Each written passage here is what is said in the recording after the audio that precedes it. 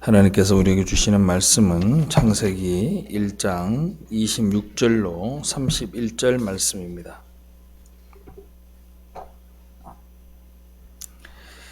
하나님께서 우리에게 주시는 말씀은 창세기 1장 26절로 31절, 지난주와 같은 본문입니다. 26절로 31절까지입니다.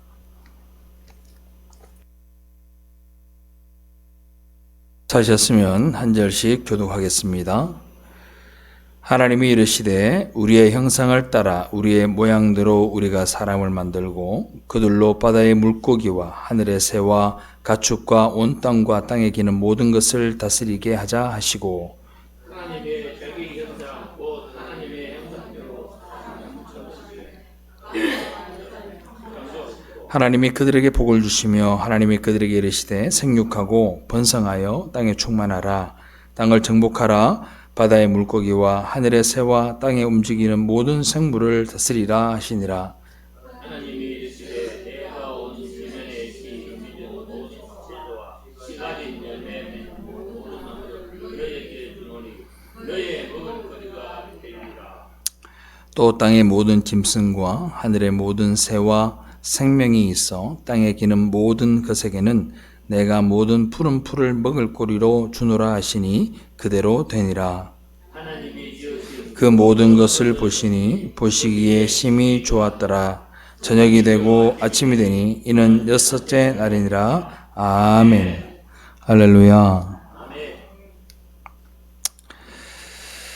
우리는 지난주에 우리에게 회복되어진 그리고 회복해 가야 할 하나님의 형상이 어떤 것인지에 대해서 함께 나누었습니다. 하나님은 우리 인간을 하나님의 형상으로 만드셔서 인간들이 생육하고 번성하며 그 속에서 하나님의 형상, 하나님의 빛, 하나님의 영광을 풍성하게 드러내기를 원하셨습니다. 그리고 그 모든 것으로 인해서 하나님의 대권자로서 만물을 다스리고 그 만물들이 하나님의 창조와 목적에 잘 부합하게 존재하도록 기여하는 삶을 살아냄으로 해서 만물들을 통해 그 만물들 또한 하나님의 영광을 드러나도록 하는 것이 인간에게 부여된 복된 삶이었습니다. 그러나 인간은 아담 안에서 모두 타락해버리고 하나님은 그 타락한 인간들 중에 어떤 무리를 택하셨고 그 택한 자들을 역사 속에서 하나하나 불러내시는 거죠. 그리고 그들 속에 찢기고 훼손되고 부서져 버린 다시는 찾을 수 없을 줄 알았던 하나님의 형상들을 회복시켜 나가시는 겁니다. 그리고 우리는 그것을 구원이라고 이야기를 하는 겁니다. 그래서 구원받은 백성들은 회복된 하나님의 형상이 반드시 나타나게 되어져 있습니다. 구원받은 백성들은 반드시 하나님의 형상이 나타나게 되어져 있다고요. 베드로전서 2장 9절로 10절 말씀을 보면 오직 너희는 택하신 족속이요 왕같은 제사장들이요 거룩한 나라요 그의 소유된 백성이니 이는 너희를 어두운 데서 불러내어 그의 기이한 빛에 들어가게 하신 자의 아름다운 덕을 선전하게 하려 하심이라. 너희가 전에는 백성이 아니더니 이제는 하나님의 백성이요 전에는 긍휼을 얻지 못하였더니 이제는 긍휼을 얻은 자니라. 아멘. 하나님의 아름다운 덕을 선전하게 하려 하심이라. 하나님의 아름다운 덕, 하나님의 성품과 능력, 하나님의 형상을 드러내는 것이 우리의 삶입니다. 그렇기 때문에 성도의 삶은 같아 보여도 비슷해 보여도 분명한 차별성을 가지고 있습니다. 성도 아닌 자와 성도의 삶은 비슷해 보이지만 다른 차별성을 가지고 있단 말입니다. 그런 차별성들을 가지고 성경은 우리에게 뭐라고 얘기하느냐? 그 차별성이 사랑이라고 이야기를 합니다. 하나님의 형상을 드러내는 삶을 사랑하는 삶이라고 얘기하는 겁니다. 오늘 공부할 주제가 바로 사랑입니다. 사랑. 사랑을 공부하기 위해서 먼저 우리가 26절, 27절을 같이 한번 다시 읽어보겠습니다. 다 같이 한번 읽어봅시다. 26절, 27절 시작. 하나님이 이르시되 우리의 형상을 따라 우리의 모양대로 우리가 사람을 만들고 그들로 바다의 물고기와 하늘의 새와 가축과 온 땅에 기는 모든 것을 다스리게 하자 하시고 하나님이 자기 형상 곧 하나님의 형상대로 사람을 창조하시되 남자와 여자를 창조하시고 아멘. 성경에서는 이 만들다라는 단어가 때로는 단수로 때로는 복수로 사용되고 있습니다. 이 복수를 사용하는 경우에는 하나님의 형상으로 인간이 당연히 해야 하는 것들을 이야기할 때, 설명할 때 사용하고 있습니다. 이 인간을 누가 만들었습니까? 삼위 하나님이 만들었습니다. 삼위 하나님은 존재론적으로 그리고 속성적으로 관계론적으로 하나이신 분입니다. 그리고 하나님은 그 관계론적으로 하나됨을 이루고 계신 삼위 하나님의 형상으로 남자와 여자를 지으시고 결혼이라는 걸 시킵니다. 그리고 그들 역시도 삼위 하나님의 관계와 마찬가지로 하나의 관계로 만들어 주십니다. 하나님은 그 결혼의 정의를 뭐라고 내렸느냐? 2장 24절 보면 창세기 2장 24절 읽어볼까요? 시작. 이러므로 남자가 부모를 떠나 그 아내와 연합하여 둘이 한 몸을 이룰지니라. 아멘. 한 몸이 된다라는 관계를 정립하여 주시는 거죠. 하나님께서 아담을 만들고 뭐라고 얘기하느냐? 독처하는 것이 좋지 아니하다 그랬습니다. 독처하는 것이 뭡니까? 혼자 살아가는 것이 좋지 아니하다 그럽니다. 좋다라는 히브리어는 토브라는 단어입니다. 그런데 좋지 않다라는 단어는 토브로라는 단어입니다. 토브가 뭡니까? 하나님이 보시기에 좋았더라 하는 완전성의 의미가 있습니다. 토브로는 뭐예요? 좋지 아니하다라는 말은 불완전을 의미하는 겁니다. 아담을 지으시고 난 다음에 그 아담 하나로서 완결된 것이 아니라 여자를 지으시고 난 다음에 토브, 완전하다, 좋다, 보기에 좋았더라 라고 이야기를 하는 겁니다. 독신으로 사는 것이 나쁘다 이런 말이 아닙니다. 결혼 안 하고 혼자 사는 게 나쁘다 이런 얘기가 아닙니다. 사람은요, 관계 속에서 살도록 하나님이 만드셨어요. 믿으면 아멘. 하나님은 혼자 살 수 없습니다. 인간은 관계 가운데에서 하나님의 형상으로 사람과 사람이 만나 관계하고 그걸 통해서 자신의 존재를 깨달아가게 되는 겁니다. 그래서 하나님은 천국에는 있지도 않는 개념인 결혼이라는 개념을 가지고 와서 하나됨을 이루어서 하나님의 형상을 드러내야 하는 인간에게 주어진 가장 기본적인 사회가 뭐냐? 바로 부부관계입니다. 인간들은 결혼 생활을 하면서 가끔씩은 하나됨을 경험합니다. 아, 우리 남편밖에 없네, 우리 아내밖에 없네 하는 마음을 가지기도 합니다. 그죠? 그러다가도 어느 날 갑자기 저 왼수덩어리 언제 죽나 하고 서로 인간의 죄악됨을 발견하기도 합니다. 타락으로 인해서 우리가 얼마나 깨어질 수 있는지도 또 부부관계를 통해서 경험하게 되는 거죠. 성도는 삼위일체 하나님 안에 들어있는 삼위 하나님의 그 관계를 배우고 우리의 삶 속에서 그 관계성이 드러날 수 있는 목표를 가지고 살아야 됩니다. 그게 비단 남자와 여자뿐 아니라 사람과 사람의 모든 관계에서 하나님의 형상, 하나님의 관계론적인 그 사랑이라는 개념이 반드시 개입되어져야 한다는 겁니다. 그것이 우리 하나님의 형상을 회복하는 최종적인 단계예요. 그래서 주님이 뭐라고 얘기하느냐? 요한복음 17장 11절 말씀을 봅시다. 보니까 나는 세상에 더 있지 아니하오나 그들은 세상에 있사옵고 나는 아버지께로 가옵나니 거룩하신 아버지와 내게 주신 아버지의 이름으로 그들을 보존하사 우리와 같이 그들도 하나가 되게 하옵소서. 아멘. 주님의 바람이 뭡니까? 우리도 하나가 되어야 되는 거예요. 여기서 하나가 된다 그러니까 우리 하나 됩시다. 손에 손잡고 벽을 넘어서 그게 아닙니다. 이 하나됨은 하나님의 사랑이라는 근거를 가지고만 가능한 일입니다.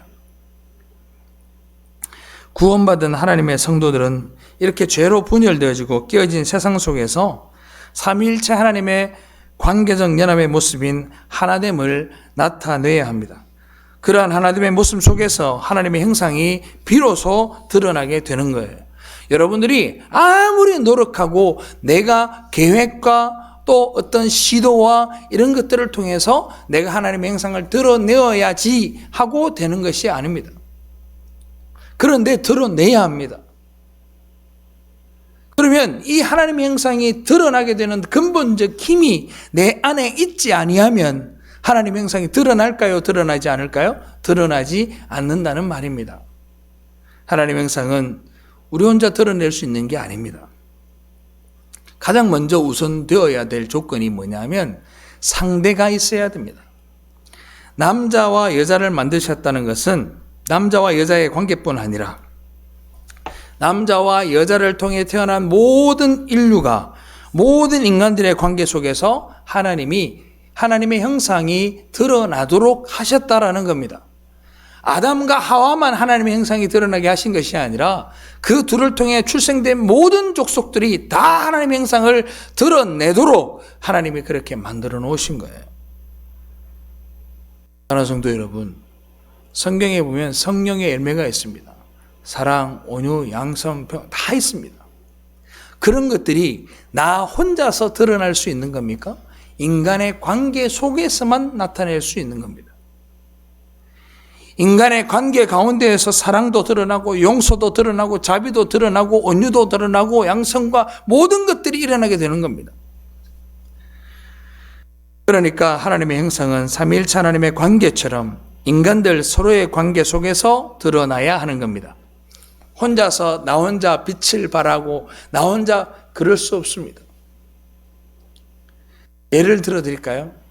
빛이 한 줌도 없으면 이 온 우주에 빛이 한 줌도 없다면 저 별들은 빛나지 못할 것이고 빛이 한 줌도 없다면 우리는 우리의 형상을 서로 바라보지 못할 겁니다.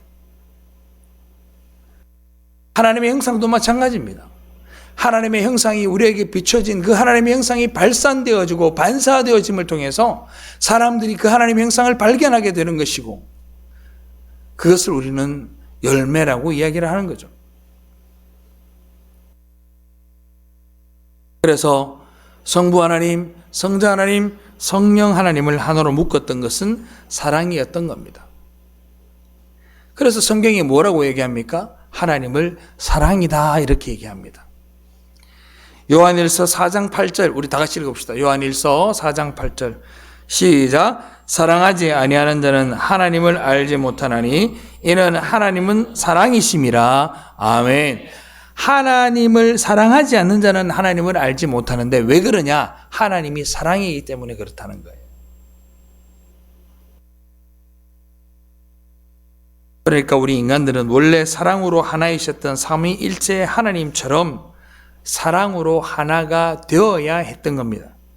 그리고 그 하나됨 속에서 드러나는 것이 뭐라고요? 바로 하나님의 형상이고 그 사랑을 통해 드러나는 것이 하나님의 영광이고 그 사랑을 통해 드러나는 것이 하나님의 은혜요, 향기요, 하나님의 놀라우심이 그 속에 드러나는 거예요. 그러니 사랑이 없이는 아무것도 할 수가 없는 겁니다. 그런데 인간이 타락을 하자마자 하나님으로부터 부여받은 그 하나됨이 완전히 박살이 납니다. 어떻게 박살이 나는지 한번 볼까요? 창세기 2장 28절. 자, 분명 아담의 처음 하나님의 형상을 가졌을 때의 발언은 이렇습니다. 다시 볼까요? 시작. 아돔이 가로되 이는 내 뼈 중에 뼈요 살 중에 살이라. 이것을 남자에게서 취하였은즉 여자라 칭하리라 하니라. 아멘. 내 뼈 중에 뼈요 내 살 중에 살이라. 영화 대사로 얘기하면 내 안에 네 있고 네 안에 내 있다 이렇게 얘기하는 거예요. 이렇게나 사랑스러운 멘트가 있냔 말입니다. 너무나도 사랑스럽고 그 하와가 얼마나 사랑스러웠으면 내 뼈 중에 뼈요 내 살 중에 살이라 그렇게 고백을 했을까요? 그랬던 아담이 타락하자마자 어떻게 바뀌느냐 한번 보세요. 창세기 3장 12절 다 같이 봉독합니다. 시작. 아담이 가로되 하나님이 주셔서 나와 함께 하게 하신 여자 그가 그 나무 실과를 내게 주므로 내가 먹었나이다. 아멘. 방금 전까지 내 뼈 중에 뼈요 내 살 중에 살이라 그랬던 인간이 선악과를 먹고 타락하자마자 이렇게 얘기합니다. 당신이 내게 준 그 함께 하게 한 여자 그 여자가 준 실과를 내가 먹었습니다 라고 얘기하는 거예요. 뭐가 된 거죠? 내 뼈 중에 뼈에서 내 살 중에 살에서 뭘로 바뀐 거예요? 원수로 바뀐 거예요. 우리의 부부관계도 마찬가지입니다. 결혼하기 전에는요 얼굴만 봐도 좋고 손만 잡아도 좋죠. 그렇지 않습니까? 여기에 80 넘은 우리 권사님들 장로님들도 마찬가지였을 거예요. 결혼하기 전에는요 장선호 권사님 손만 잡아도 좋고 그죠? 같이 있기만 해도 좋고 그렇죠? 지금 어때요? 같이 있기만 해도 막 짜증나죠?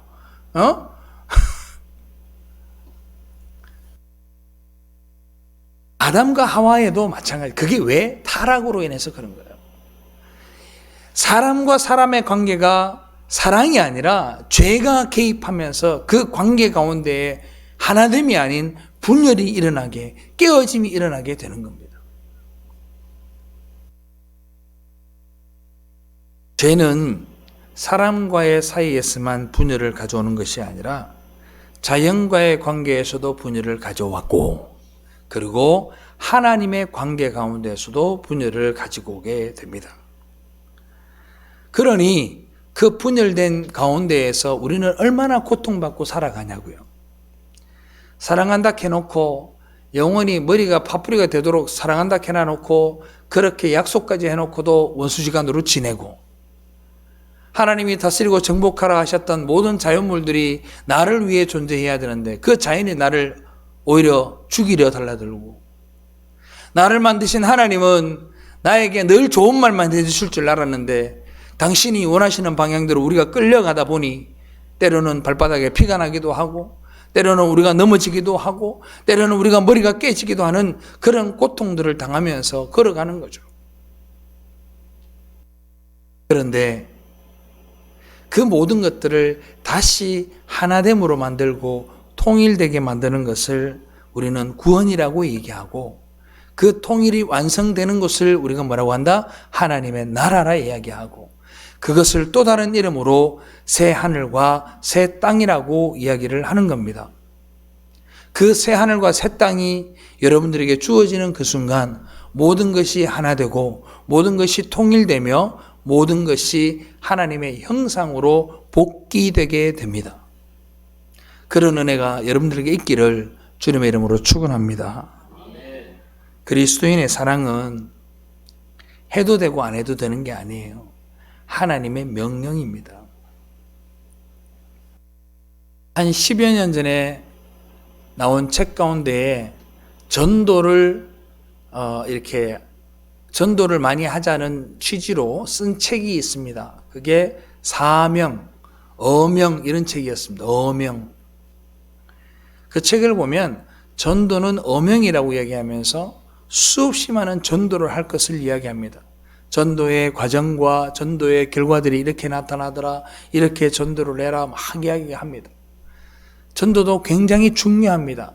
그런데 그 전도는요. 반드시 전제되어야 될 것이 있어요. 따라합시다. 사랑으로 전도하자. 누군가가 지난주에 저한테 문자를 보냈더라고요. 한국 교회의 부흥은 헛부흥이다 이렇게 얘기를 하더라고요. 문자 자체는 내가 인정하기 싫었지만 내 마음속에는 한편 동조하고 있는 마음이었습니다. 한국 교회의 부흥은 헛부흥인가? 그럴 수 있겠다라는 생각이 들더라고요.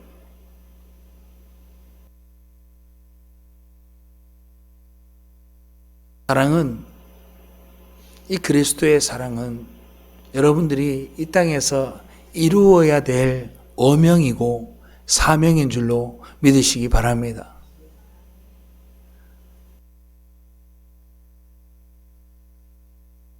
하나님의 명령이기도 하지만 필연적으로 우리가 맺어야 될 인생의 열매이기도 합니다. 여러분들은 나무로 치자면 여러분들 예수 믿는 모든 사람들은 나무 품종이 사랑나무예요. 사랑나무. 우리는 일평생 사랑을 메어 달고 살아가는 거예요.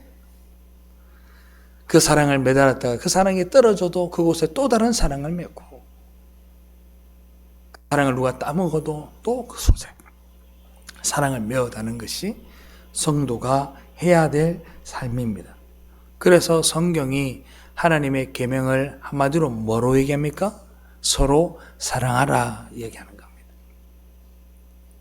하나님의 계명을 한 단어로 얘기하라, 사랑이라고 얘기하는 겁니다. 그 말은 다른 말로 사랑을 근거로 연합해 계신 삼위 하나님의 형상을 회복하라는 말과 같은 말인 겁니다. 이제 우리가 분명해졌죠. 뭐가 분명해졌느냐?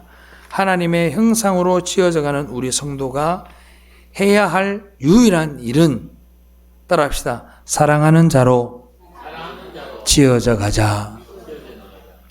사랑하는 자로 살아가자가 아니라 사랑하는 자로 지어져 가고 사랑하는 자로 사라져 가는 은혜가 여러분들에게 있어야 합니다.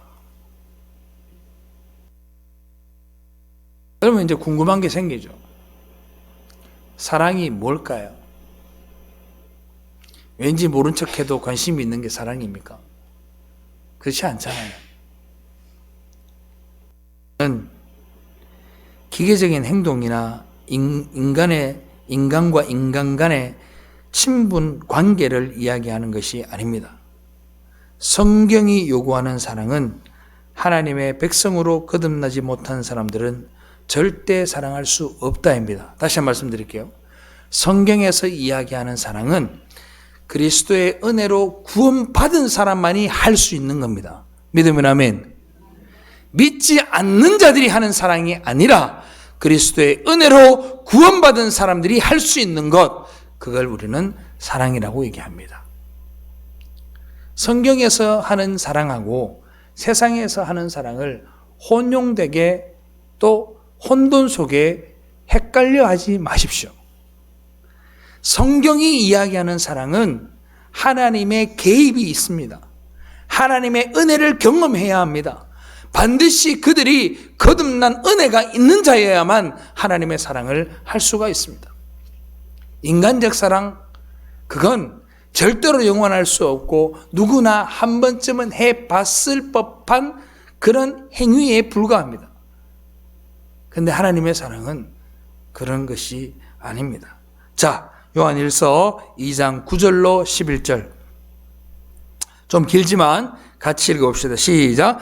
빛 가운데 있다 하며 그 형제를 미워하는 자는 지금까지 어두운 가운데 있는 자요, 그의 형제를 사랑하는 자는 빛 가운데 거하여 자기 속에 거리낌이 없으나 그의 형제를 미워하는 자는 어두운 가운데 있고 또 어두운 가운데 행하며 갈 곳을 알지 못하나니 이는 어두움이 그의 눈을 멀게 하였음이라. 아멘. 이런 사랑을 누가 해요? 오직 믿는 자들만 할 수 있습니다. 불쌍한 사람을 도와준다든지, 호감이 가는 사람을 좋아한다든지, 또 예쁜 사람을 사모한다든지, 아이돌들을 사랑한다든지, 그런 것들을 사랑이라고 말하지 않습니다. 외형적으로는요, 모습이 똑같습니다. 모습이 똑같습니다. 불쌍한 사람들에게 구제하고, 사랑하는 사람들에게 사랑하고 하는 그 행위와 모습은 똑같을 수 있습니다. 그러나 하나님의 은혜를 충만히 받은 자의 사랑의 질이 다릅니다. 결이 다르다고요. 결이 달라요.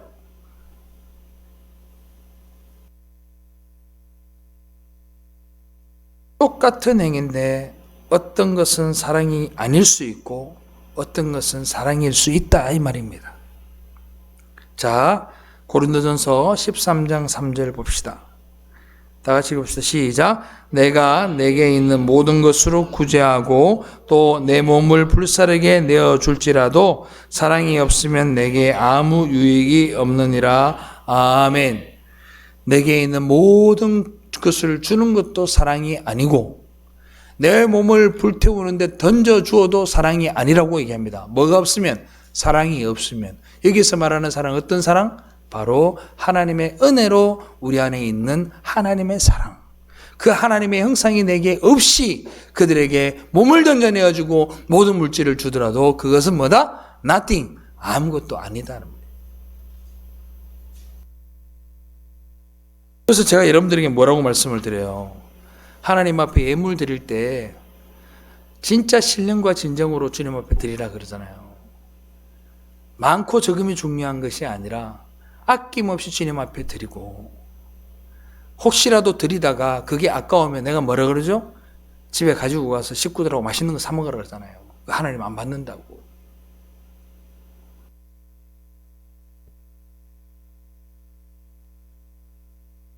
사랑이 있으면 사랑이 되고 사랑이 없으면 사랑이 안 되는데, 그 있어야 될 사랑은 하나님의 은혜로 인해서 우리에게 생겨난 사랑인 줄로 믿으시기 바랍니다.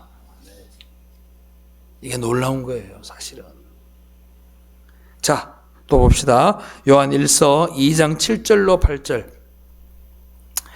또 다 같이 읽어봅시다. 천천히 시작. 사랑하는 자들아, 내가 새 계명을 너희에게 쓰는 것이 아니라 너희가 처음부터 가진 옛 계명이니 이 옛 계명은 너희의 들은 바 말씀이거니와 다시 내가 너희에게 새 계명을 쓰노니 저에게와 너희에게도 참된 것이라. 이는 어두움이 지나가고 참빛이 벌써 비침이니라. 아멘. 요한이 성도들에게 서로 사랑하라는 하나님의 명령을 전달한 후에 뭐라고 얘기하느냐? 이것은 새 계명이 아니라 옛 계명이다. 그래 놓고는 그 뒤에 뭐라 그래요? 이 옛 계명은 너희가 들은 바 말씀이거니와 다시 내가 너희에게 새 계명을 주노니 그래요. 이게 뭔 말인지 잘 모르겠죠? 한번 잘 들어보세요. 서로 사랑하라 하는 그 말은 이제 너희가 예수 그리스도의 공로로 사랑할 수 있는 자가 되었으니 사랑하라는 겁니다. 옛 계명은 너희가 사랑하려 했어도 하나님의 사랑으로 사랑할 수 없었지만 예수 그리스도로 인한 새 계명, 너희가 하나님의 사랑을 받았으니 다시 사랑하라, 이 말입니다. 할렐루야. 예수 그리스도의 사랑으로 사랑하라는 거예요. 예수 그리스도의 사랑이 뭡니까? 먼지보다 못하고 티끌보다 못한 하나님을 배반하고 예수 그리스도를 죽였던 그 모든 사람들을 용서하고 인류를 위해 십자가 못 박혀 죽으시고 그 모든 죄를 사함을 통해 구원하시기로 작정하시고 죽으시고 부활하신 그 예수 그리스도의 사랑, 그 사랑으로 사랑하라는 거예요. 할렐루야. 그러니까 사랑이라는 것은 아버지 하나님을 알고 주님을 알고 하나님의 말씀이 그 안에 거하면 악한 자를 이긴 사람만이 할 수 있는 겁니다. 하나님을 알고 주님을 알고 성령을 알고 하나님의 말씀이 그 안에 거하면서 악한 것을 이길 수 있는 사람, 그 사람이 할 수 있는 게 사랑입니다. 그걸 우리가 뭐라고 부르느냐? 새 계명이라고 부르는 겁니다. 예수 그리스도의 십자가의 공로로 구원을 받게 된 새로운 피조물들이 할 수 있는 어떤 것, 그게 사랑입니다. 그런 사랑 해보고 싶지 않으세요? 우리 옆 사람 보고 인사합시다. 사랑합니다. 네. 그런 사랑을 좀 해보세요. 미국에서 살다 오신 80 가까이 되신 선교사님이 계세요. 할머니 선교사님. 허 선교사님이라고 있습니다. 그분이 방송에 나와서 뭐라 그러냐. 자기 남편 목사님이 목도 못 가는 가운데 있는데 그 선교사님이 집회를 간다고 비행기를 타고 가야 될 그 거리를 남편을 데리고 가려니 남편이 가고 싶어 하는 것 같아서 데리고 가려 그러니 비행기를 못 타는 거예요. 중환자니까. 그러니까 차에 실어서 운전을 수십 시간 해서 가야 되니까 미국은. 그런데도 남편 목사님한테 목사님 가실래요? 그러니까 목사님이 말도 제대로 안 되면서 나도 가고 싶다고 말을 한 거예요. 그래서 그 할머니 선교사님이 그 남편을 싣고는 수십 시간을 차를 달려갑니다. 그 목사님이 얼마나 좋았으면 돌아가지도 않는 목을 가지고 좌우를 살펴보면서 그렇게 좋아하더라는 거예요. 그래서 교회 가서 집회를 하고 남편을 호텔에 누워놓고 집회를 갔다 오니 호텔 방 안에 온 방에 똥을 싸놨다고 그러더라고요. 미국은 여러분들 아시는지 모르겠지만 전부 다 카페트로 되어 있습니다. 바닥이. 온 카페트에 대변을 다 싼 거예요. 대변이 너무너무 마려우니까 몸을 거동을 못하니까 자기가 어떻게 해보려다가 그냥 떨어져 버린 거예요. 그래서 거실에 똥을 싸놓으니까 선교사님이 그랬다는 거예요. 왜 이랬냐고. 그랬더니 막 남편이 울면서 미안하다 그러더래요. 그런데 거기서 놀라운 일은 납니다. 이 선교사님이 남편을 싹 씻겨서 침대에 눕히고는 밤새도록 그 똥을 다 치웁니다. 6시간 동안 바닥을 닦습니다. 그러고는 하나님 기도했다는 거예요. 하나님, 내가 우리 목사님한테 잘하고 섬기지 못하고 나한테 잘해주지 못했지만 이 목사님을 위해서 마음껏 기도할 수 있고 이렇게 마음껏 섬길 수 있는 시간을 더 달라고 기도했다는 거예요. 그러니까 그 남편분이 5년을 더 살았대요. 5년 동안 똥을 친 거야. 그리고 성경에 하나님의 말이 뭔 줄 알아요? 하나님 앞에 너무 감사하다는 거예요. 5년 동안 남편의 모든 것들을 챙길 수 있는 그 시간을 주신 하나님 앞에 그렇게 감사하더라는 거예요. 저는 여러분들, 우리가 예수 믿고 사랑하는 사람들은요, 세상이 생각하는 기준으로 사람을 대하지 않았으면 좋겠습니다. 세상은 그래요. 누가 시어머니한테 열쇠를 주고 비밀번호를 가르쳐주고 누가 뭐한테 뭐하고 그런 기준들을 만들어요. 요즘 사람들은 어떻고 저전 사람들은 어떻고 그렇게 이야기를 해요. 사랑하는 성도 여러분, 남편과 아내는 남편과 아내로 영원히 사랑하면 되고 부모와 자식은 부모와 자식으로 사랑하면 되고 이웃은 이웃 간에 서로 사랑하면 되고 성도는 성도 간에 서로 사랑하면 되는 거예요. 거기에 정도라는 것이 없습니다. 그런데 우리는 오늘날 이 땅을 살아가면서 사랑의 규모를 자꾸 축소해 나갑니다.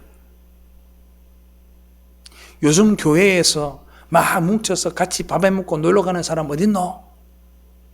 요즘 교회에서 식사하고 그런 사람들이 어딨노? 그런 이야기들 많이 합니다. 요즘 신우하고 월케하고 그런 관계가 어딨노? 그렇게 시어머니하고 며느리하고 그래 집에 불쑥 찾아가는 거 아니다.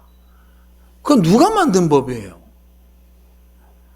하나님의 법은 그게 없어요. 사랑하는 성도 여러분, 따라합시다.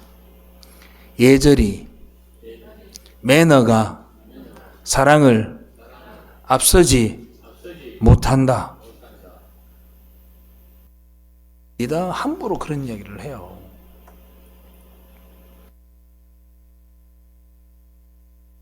우리는 내가 죄인됨을 아는 사람이잖아요.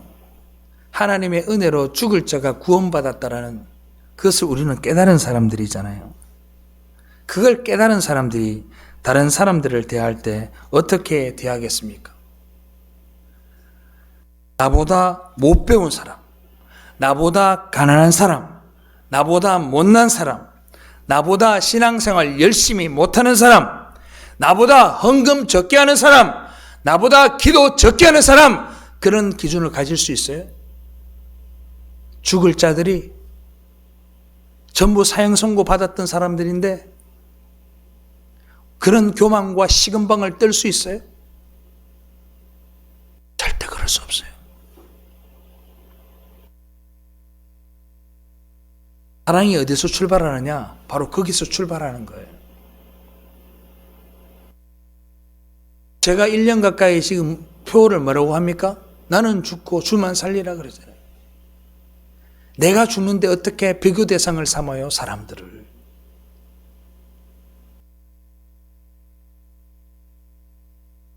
하나님의 놀라우신 은혜가 저 어둠 가운데 있던 나를 건져내시고 죽을 것 같은 나를 구원해 주신 그 은혜가 너무 놀라워서 황홀해서 감당이 안 되어서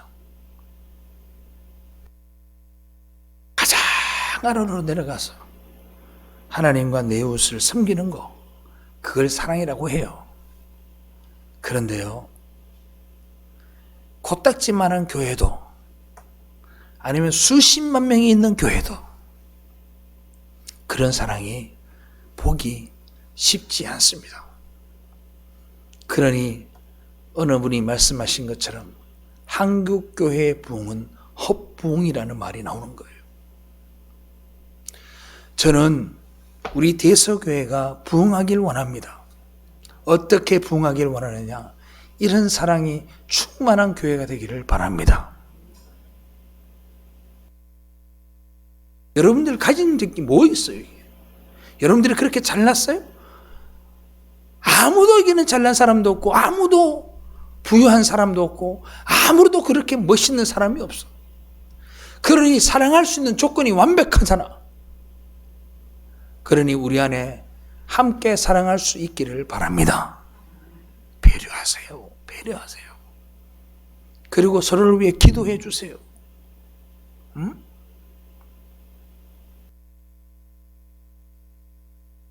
그 사랑의 행위가 구제로 나타나고 봉사로 나타나고 선교로 나타나고 순교로 나타나는 거예요. 근데 우리는 거꾸로 하죠. 구제하고요, 봉사하고요, 선교하면요 하나님의 사랑이 나타나겠지. 아닙니다. 하나님의 사랑이 없이 그 어떤 것도 시도하지 마요. 저는 시도하지 말라고 말씀드리고 싶어요. 정말 하나님의 놀라우신 은혜로 내가 죽을 곳 가운데에서 구원받았다는 정말 귀한 하나님의 은혜가, 모든 것이 하나님의 은혜라는 신앙의 고백이 나오면 그때 하십시오. 그때. 그렇게 하게 되는 구제와 봉사와 선교와 순교는 향기로운 제물이 되어서 이 세상 많은 사람들에게 하나님의 형상을 전달해 주게 됩니다.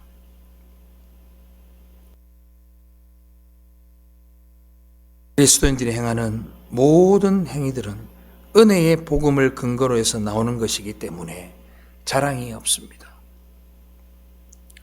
만약 자기보다 가난하거나 못사는 사람들을 자랑의 씨앗으로 싹 터서 어떤 선하다는 행위를 한다면 그 사람들은 사랑을 하는 게 아니고요, 자기의 의를 드러내는 겁니다. 자기의 의를 드러내는 거예요.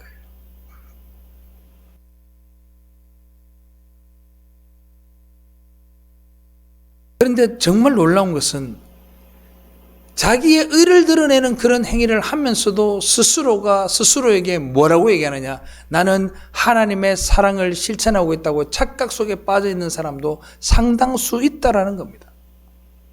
그건 누구도 몰라요. 누구만 알아요? 자기만 알아요. 그걸 아는 사람은 오히려 감사한 거예요. 고칠 수 있으니까. 그런데 그 습관 속에 빠져 있는 사람은 절대로 헤어나오지 못합니다. 제가 오늘 강단에 엎드려서 잠시 기도하면서 갑자기 그런 생각이 들더라고요. 하나님, 참 쓸모없는 사람을 택하시고 부르셨군요.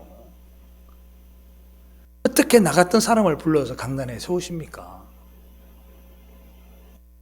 이런 고백이 있게 될 때 하나님 은혜를 주시는 것 같아요.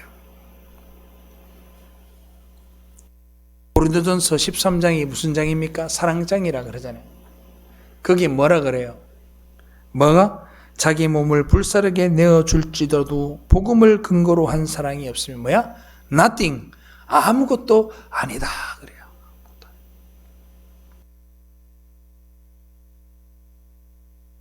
여러분들이 하나님의 은혜를, 하나님의 사랑을 입은 성도가 맞다면 낮은 자리로 내려가세요.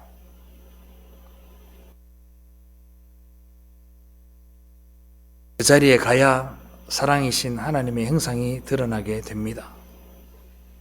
분열과 다툼은 누구를 중심으로 했을 때? 나를 중심으로 했을 때 나타나는 거예요. 여러분들 혹시 최근에 전도해 보신 적 있으신가요? 저는 누구를 만나든 예수 믿으라고 이야기를 합니다. 그 열매가 많든 적든 간에 예수 믿으라고 이야기를 합니다. 그런데 제가 놀라운 사실을 발견해요.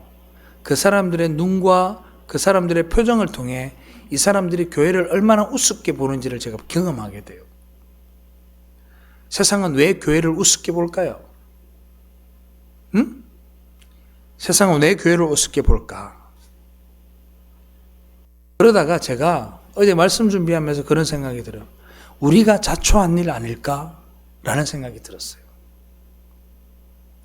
우리가 이 땅에서 살아내야 될 삶이 있는데 그걸 신자가 신자에게 기대하는 기대치보다 세상이 우리를 바라보는 기대치가 훨씬 더 높아요. 세상은 우리한테 뭘 기대하는 줄 아세요? 하나님의 형상을 기대하고 있어요. 그런데 우리는 살아가면서 하나님의 형상을 한 개도 못 드러내는 거야. 성질 낼 것 다 내고 절대로 손해 안 보고 내 했는 거 자랑 다 해야 되고 내 했는 거 안 알아주면 짜증내고 이러고 사는 거지. 그러니까 세상 사람들이 실망한 거야. 뭐에 대해서? 하나님의 형상에 대해서. 저게 하나님의 형상이라고? 그럼 나 교회 안 가. 이렇게 되는 거예요. 과거에는 어땠어요? 그렇지 않았잖아요.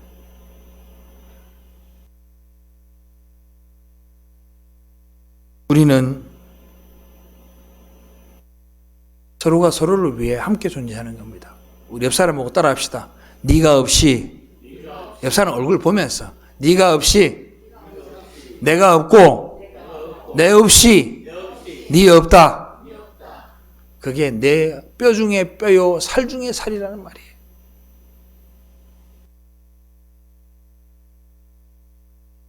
만약에 이웃을 사랑하지 않으면 예수 그리스도의 몸이라는 하나님 나라는 완성될 수 없습니다. 불구가 되는 거예요. 교회가 바로 그런 곳이에요. 그 이상적인 그리스도의 몸을 완성시켜 나가고 그 훈련받아 나가는 곳이 바로 교회입니다. 교회에서 먼저 실천하셔야 돼요. 눈을 들어서 내가 할 것이 없는가 바라보시고 내 눈에 띄면 그게 내 할 일인 줄 알고 하시면 되고. 근데 버티는 사람들이 있어. 딱 앉아서 봤는데 거미줄이 내 눈에만 딱 보였어. 근데 버티는 거야. 거미가 더 클 때까지 버티는 거지. 그러지 말고 바닥에 찌꺼기가 있으면 찌꺼기를 줍고 교회에 칠이 벗겨지면 칠도 하고 하는 거예요. 그게 교회예요. 성도들 가운데 누가 아프면 가서 함께 기도해 주기도 하고, 성도들이 누가 힘들어하면 내 재산을 팔아 주기도 하고, 그게 교회입니다. 교회는 그리스도를 머리로 하여서 한 몸을 이루고 성령에 의해 움직이는 거대한 살아있는 생명체고 유기체입니다. 살아있다는 증거가 어디서 나타난다고? 따라합시다. 사랑하면 살아있는 것이다. 교회는요, 여러분들 간의 관계가 전혀 없고 사랑하지 않잖아요? 그럼 죽은 교회야, 이거는. 게임 끝이에요. 존재할 가치가 없어요. 다 집에들 가셔야 돼. 교회를 마하러 다녀요. 여러분들 유튜브 들어봐. 나보다 훨씬 잘생긴 사람이, 훨씬 좋은 목소리로 훨씬 설교를 잘하는 사람이 얼마나 많은데요. 그런 헌금도 안 해도 돼. 후원 계좌로 10,000원만 보내줘도 그 목사님들은 좋아해요. 근데 여기 왜 모였죠? 따라합시다. 사랑하기 위해서. 이곳에서 사랑함을 통해 하나님의 형상을 경험하고 하나님의 나라를 경험하고 하나님의 은혜를 우리가 체험하기 위해 여기 모인 거예요. 할렐루야.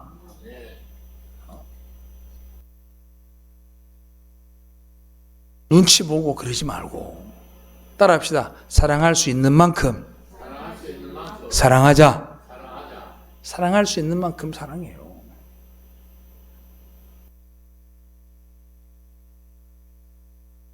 그래야 비로소 우리가 하나님의 형상이 되기 때문입니다.